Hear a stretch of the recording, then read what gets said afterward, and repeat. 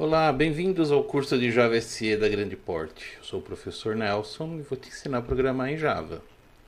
Estamos na aula 11. Os tópicos dessa aula são comparando números reais, comparando strings, comparando objetos e dois exercícios de programação muito interessantes.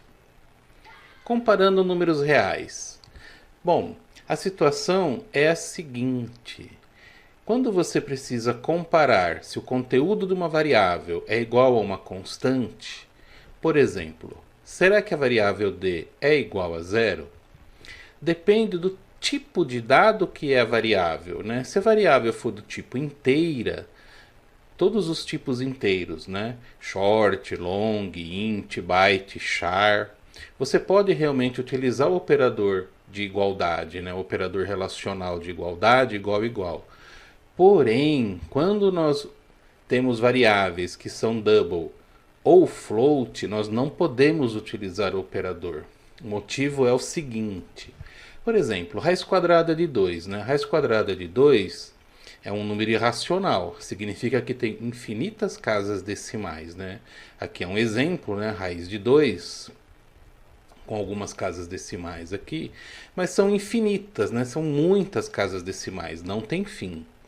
Se a raiz quadrada de 2 for armazenada numa variável do tipo float, essa variável vai conseguir armazenar apenas 7 dígitos significativos, né? 1, 2, 3, 4, 5, 6, 7, né? Só até aqui o 3, olha. Porém, se eu colocar num double, são 15 dígitos significativos, né? Então eu tenho aqui 7, 8, 9, 10, 11, 12, 13, 14, 15. Os demais números serão perdidos. Então, toda variável do tipo double ou float não consegue armazenar infinitas casas decimais, né? Ou 7 dígitos de precisão ou 15 dígitos de precisão, né? São dígitos significativos, né? São aqueles que são diferentes de zeros à esquerda ou à direita. Nesse exemplo aqui nós fizemos assim. A variável r vai armazenar a raiz quadrada de 2. Como é double, ele só vai pegar 15 dígitos significativos. Depois eu vou elevar ao quadrado, né, multiplicar a variável r por ela mesma. Teoricamente, raiz quadrada de 2 ao quadrado tem que dar o próprio 2. Menos 2 tem que dar 0. Então a variável d deveria ter 0. E aí eu pergunto, a variável d é 0? Se esse for o caso, nós vamos imprimir a raiz de 2 elevado a 2 menos 2 é 0. Caso contrário, a gente diz que não é 0 e sim um outro valor. Ao executar esse código, não é que não dá certo.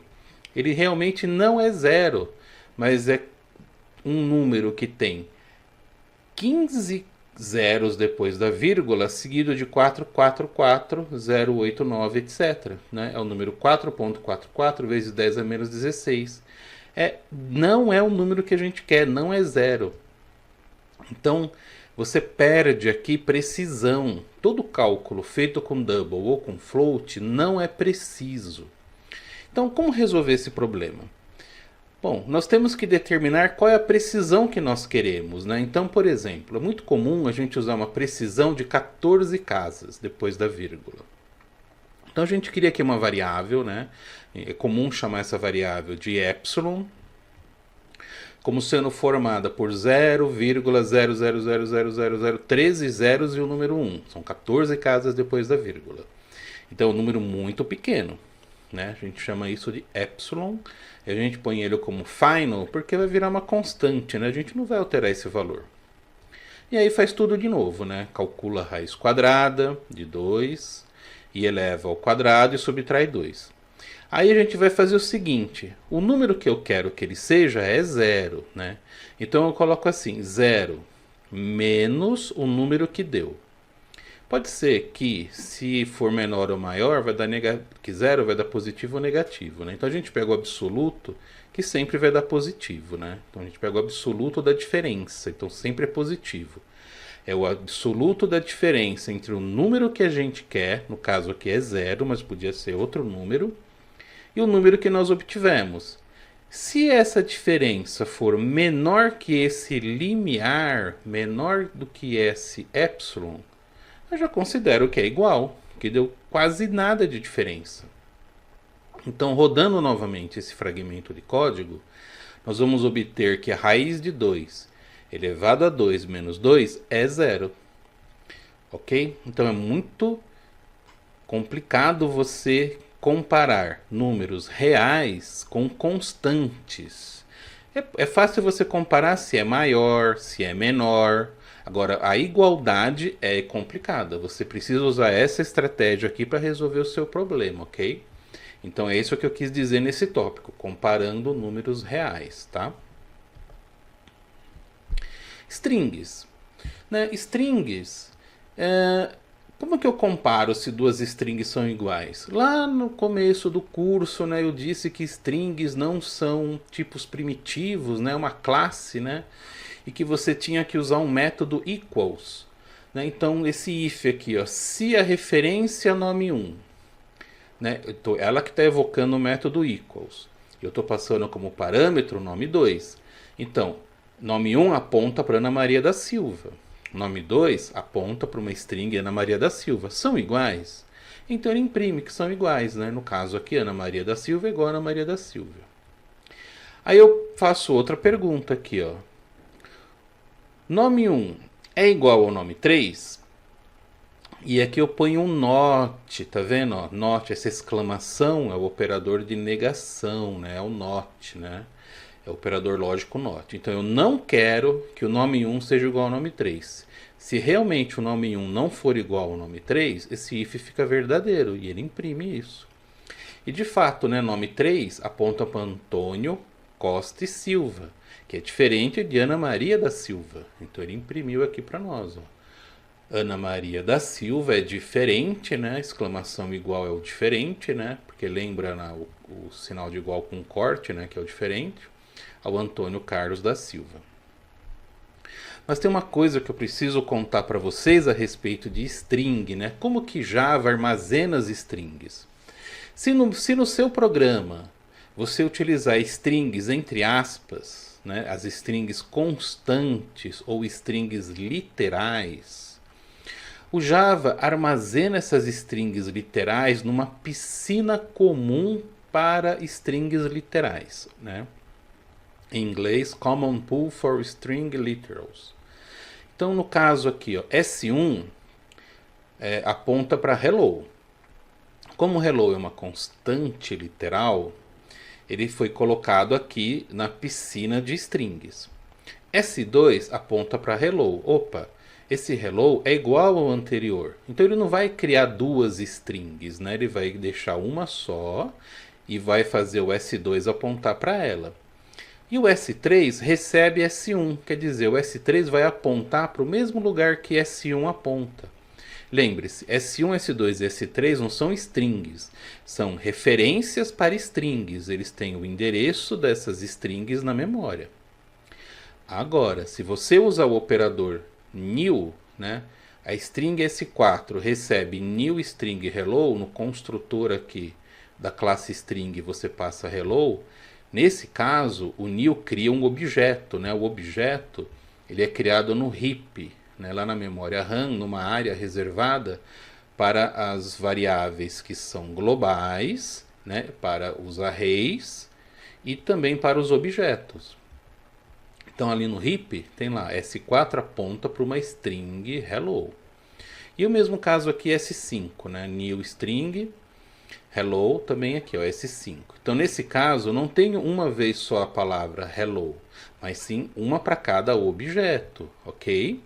Isso também acontece quando nós usamos scanner, né, com aquele método nextLine. O nextLine retorna um objeto da classe string, né? Então o método nextLine retorna um objeto da classe string, ok? Então o que o método nextLine retorna fica armazenado no heap. Agora, se a gente fizer isso, ó, eu quero imprimir, né? Isso aqui como isso daqui é uma expressão relacional, vai dar um booleano, falso ou verdadeiro. Então eu pergunto, S1 é igual a S1? né? S1 aponta para uma string. Só que é o endereço que tem aqui. E o endereço dela é igual ao dela mesma. Isso daqui retorna true, é o mesmo ponteiro. S1 é igual a S2? Sim, né? Porque eles apontam, tem o mesmo endereço aqui. Eles apontam para o mesmo lugar na memória. Deu true. S1 é igual a S3? Sim, também, né? Nós atribuímos aqui, né, que o endereço que o S1 aponta ficava aqui no S3, né? Então também vai dar true. Agora, S1 equals S3.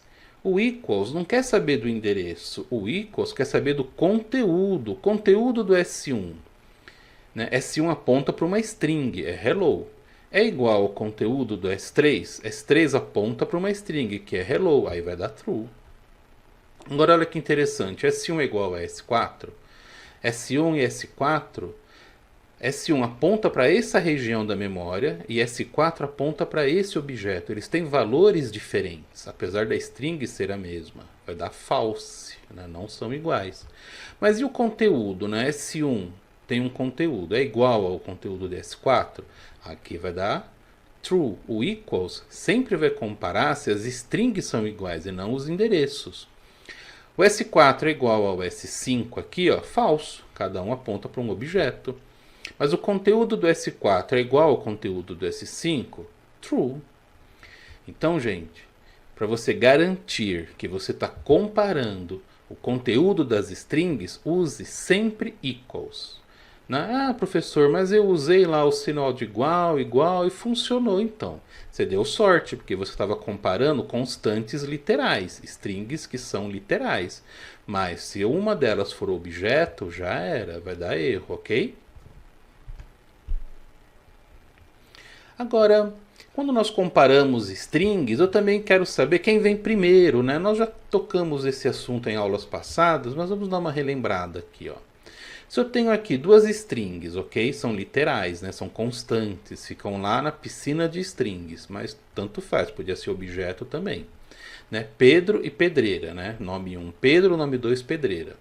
Eu quero saber quem vem primeiro. Então, tem um método chamado compareTo, né? Compare com, compare. Então, o nome 1 vai ser comparado com o nome 2. Como que é feita essa comparação? Cada caractere utilizado em Java tem uma representação numérica, tem um número. Esse número é um número na tabela ASCII, no caso do Java, né? Essa tabela ASCII está dentro da tabela Unicode, né? O código lá na tabela Unicode, é um número, né? Então P maiúsculo e P maiúsculo tem o mesmo número, então empatou. E e E tem o mesmo número, D e D também, R e R também. Opa, O e E, né? São duas letras minúsculas, então a letra E vem antes da letra O, né? A letra O vem depois, né? Então Pedro é maior que Pedreira, né? Pedro é maior que Pedreira, porque essa letra O é maior do que a letra E em termos numéricos, né? O que o método compareTo faz? Ele retorna um número que é a diferença entre os caracteres. O primeiro caractere que ele encontra que é diferente, ele faz a diferença dos dois números e retorna. Então, se for menor que zero, né, significa que o primeiro número é menor que o segundo, né? Se o primeiro for menor que o segundo, vai dar negativo. E aí você pode dizer que o primeiro nome é menor que o segundo. Agora, se não, se for maior que zero, que é o caso aqui de Pedro e Pedreira, o primeiro nome é maior que o segundo. Se não, se forem iguais, é porque são iguais as duas strings, ok? Então, o compareTo comparou as duas strings, retornou zero, né? Não é nem menor que zero, nem maior que zero, então com certeza elas são iguais. Só lembrando que a ordenação aqui é a seguinte: espaço em branco é sempre menor do que os dígitos de 0 a 9, que é sempre menor que maiúsculo, que é sempre menor que minúsculos. Letras minúsculas têm, apesar de elas serem pequenas, né, minúsculas, tá, elas têm um valor numérico maior que as maiúsculas, tá? Vale a pena lembrar dessa ordem. Espaço em branco é menor do que os dígitos de 0 a 9, que é menor que as maiúsculas, que é menor que as minúsculas, tá? Então é comparando strings para saber quem vem primeiro, é compareTo. E com objetos, né? Quero comparar objetos. Então, supondo aquela ideia do carimbo, lembra? Eu tenho aqui a classe cliente, né? Que é um carimbo. A imagem é o objeto. Então, eu instanciei aqui ó, um cliente e atribuí o endereço desse objeto à referência C1. E aqui eu coloquei C1 na referência C2. Então, C1 e C2 apontam, olhem só, para o mesmo objeto, né? E aí, se eu perguntar C1 é igual a C2, então, mas o que eu estou comparando aqui? Eu estou comparando conteúdo? Não, eu estou comparando, nesse caso aqui, o endereço que C1 e C2 apontam na memória. Lá no heap, né? Um objeto fica no heap. C1 e C2 apontam para o mesmo endereço. Então, C1 e C2 são referências para o mesmo objeto. Mas e se eu quiser saber se o conteúdo dos objetos são iguais, né? Então, por exemplo, ó, aqui eu usei C1 e C2, criei dois objetos, um para cada um. Agora C1 aponta para um objeto e C2 aponta para outro objeto. E eles têm o mesmo conteúdo, né? Então, com certeza, se eu usar igual, igual, vai dar diferente, né? Porque cada um está no endereço diferente. Aí você pensa assim, ah, lá com strings, né? Eu usei o equals e deu certo. Então vou fazer assim, se o C1.equals C2. Será que os dois objetos têm o mesmo conteúdo? Então, nesse caso vai dizer que tem conteúdo diferente. O equals não verifica os atributos dos objetos, neste caso aqui. Né? Só para strings, mas aqui não ocorre isso. Tá, mas como que eu vou saber então se dois objetos têm o mesmo conteúdo, né? Você pode, se você quiser ter essa funcionalidade, você pode sobrepor o método equals, né? Você vai lá na classe cliente e cria um método public boolean equals com o mesmo nome do método que já está presente por herança, né? A gente vai aprender que todos os objetos, todas as classes herdam da classe object, e lá na classe object tem o método equals, mas você pode sobrescrever, né? Sobrecarregar aqui, ó, recebe como cliente, né? Na referência C. C, então, é o cliente que está sendo passado como parâmetro. E this é o objeto em si, o objeto que evocou o método equals. Então, nesse exemplo aqui, ó, C1.equals C2. Então, o this é o C1, né? E o C2 está entrando aqui na variável C. Então, o ID do cliente desse objeto bate com o ID do cliente que veio, é igual. E, como o nome é string, né? Então eu estou usando aqui equals. O nome do cliente desse objeto é o nome do cliente que veio lá na referência. E o CPF é igual, é uma string também. E o limite é igual. Se isso acontecer, ele retorna true, né? Porque como eu estou fazendo um relacional de igualdade, se for verdadeiro e verdadeiro, e verdadeiro, e verdadeiro, vai dar tudo verdadeiro. Então ele retorna true. Se um desses for diferente, aí já vai dar false. E agora, rodando aquele mesmo fragmento de código, vai dizer que os objetos têm o mesmo conteúdo.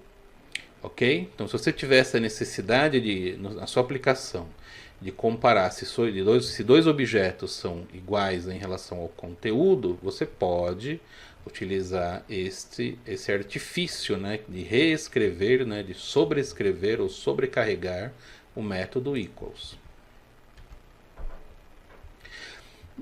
Nós temos uns exercícios para fazer, né? Eu coloquei dois projetos para vocês fazerem nessa lição. O primeiro projeto é um projeto para testar, para praticar o switch, né? Então, nós criamos aqui uma classe chamada métodos diversos, né? Dias do mês, né? Um mês tem quantos dias, né? Tem 31, outros tem 30, né? Outros, como fevereiro, tem 29 nos anos bissexto, não é? Ou 28. Texto do mês, né? Se é janeiro, fevereiro, você passa aqui o número do mês, né? Dias da semana, né? O texto do dia, se é segunda, terça, quarta. Uma nota conceito, né? Você passa uma nota numérica, ele fala se é A, B, C, D, E ou F. E um texto, né? Oh, muito bom, parabéns, você conseguiu ou não, você tem que estudar mais, tal. E aí nós vamos fazer aqui uma classe né, com o método main para testar cada uma dessas. Então, aqui está o exemplo, né, de dias do mês, a minha versão, né, a gente recebe aqui, olha, como parâmetros, né, um número, né, provavelmente de 1 a 12, e um booleano para saber se o ano que eu estou testando esse mês, se é ou não é bissexto. Né? Então a gente põe aqui, ó, eu carreguei aqui dias do mês com -1, né, e faz um switch na variável mês. Case 1, olha o que eu fiz. Case 3, Case 5, Case 7, Case 8, Case 10, Case 11, Case 12.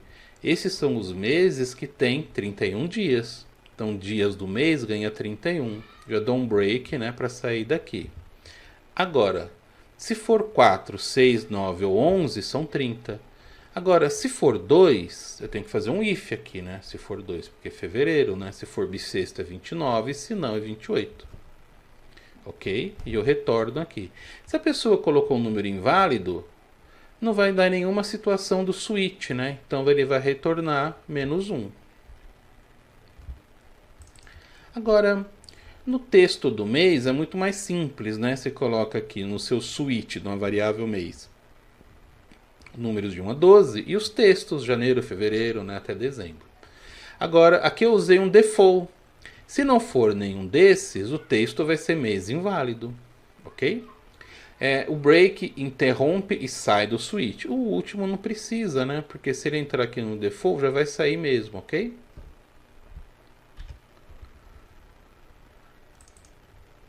Agora, nos dias da semana, a gente vai fazer assim.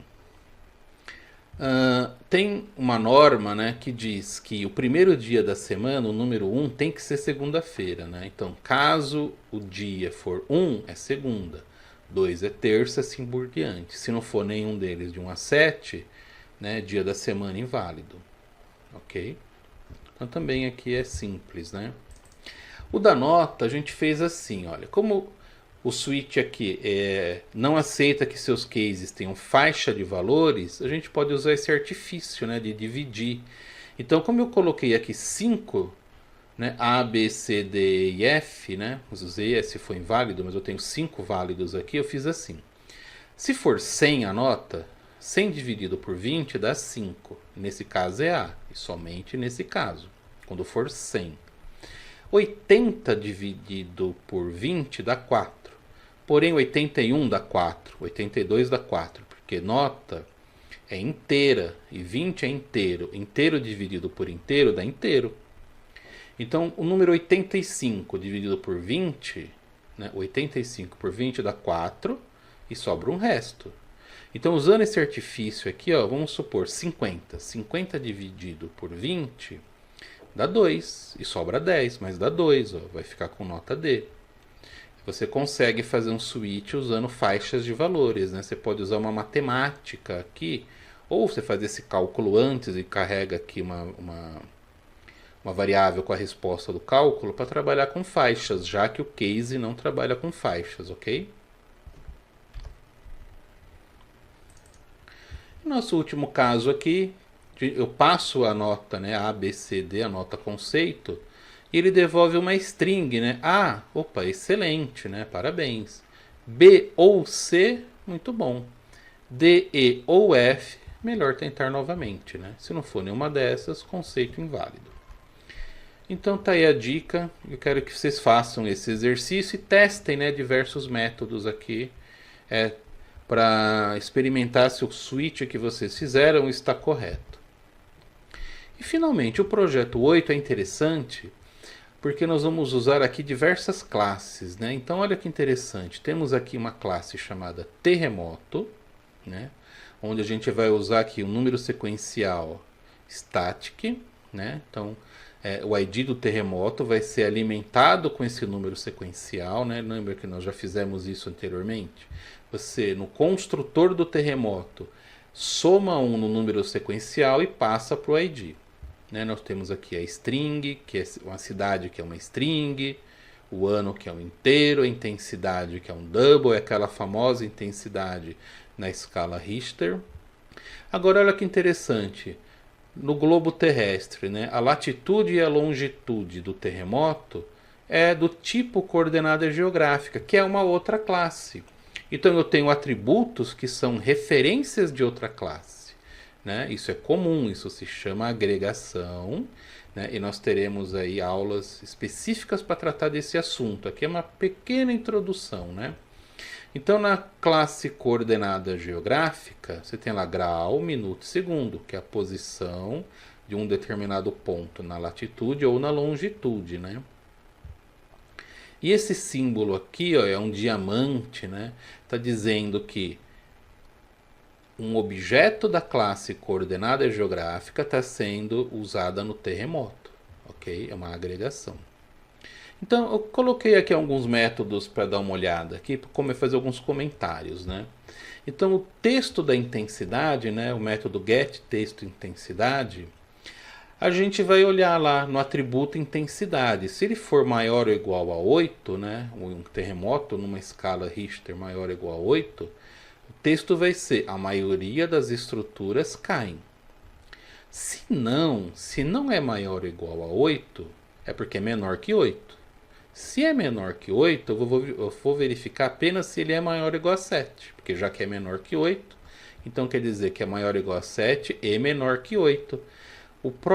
A própria negação dessa primeira afirmação já me garante que é maior ou igual a 7 e menor do que 8.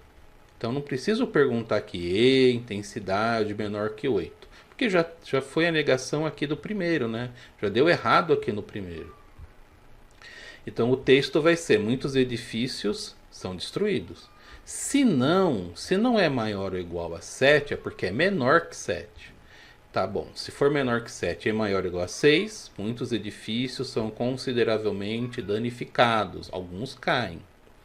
E assim por diante, ok? Se não for nenhum desses, né, números negativos não são válidos, né? Então essa vai ser a mensagem. Observe que nesse caso não dá para usar switch, porque não dá para fazer um cálculo aqui com esses valores, para fazer os cases como nós fizemos lá na nota conceito, né? Tem que usar uma cadeia de if aqui, não tem jeito. Agora, tem um método lá que é para calcular a diferença entre terremotos, né? A diferença no caso aqui é de tempo, né? Mas eu queria que vocês fizessem assim, ó. Se a pessoa passar como parâmetro do método o mesmo terremoto que ele está evocando, vai dizer: olha, está inválido, né? Se é o mesmo terremoto, né? Como que eu verifico isso? Assim, ó, T é a referência para um terremoto que foi passado como parâmetro. E this é a referência do objeto, né, que eu estou executando esse método. Se o objeto que eu estou executando esse método é o mesmo que está sendo passado por parâmetro, tem o mesmo endereço, é porque é o mesmo, né? Então, terremoto inválido, né? São iguais. Aí eu estou retornando aqui -1. Pode acontecer, por algum motivo, de um método ser evocado, né, por algum motivo, e não ter nenhuma referência aqui, né? A referência não aponta para ninguém, T não aponta para ninguém.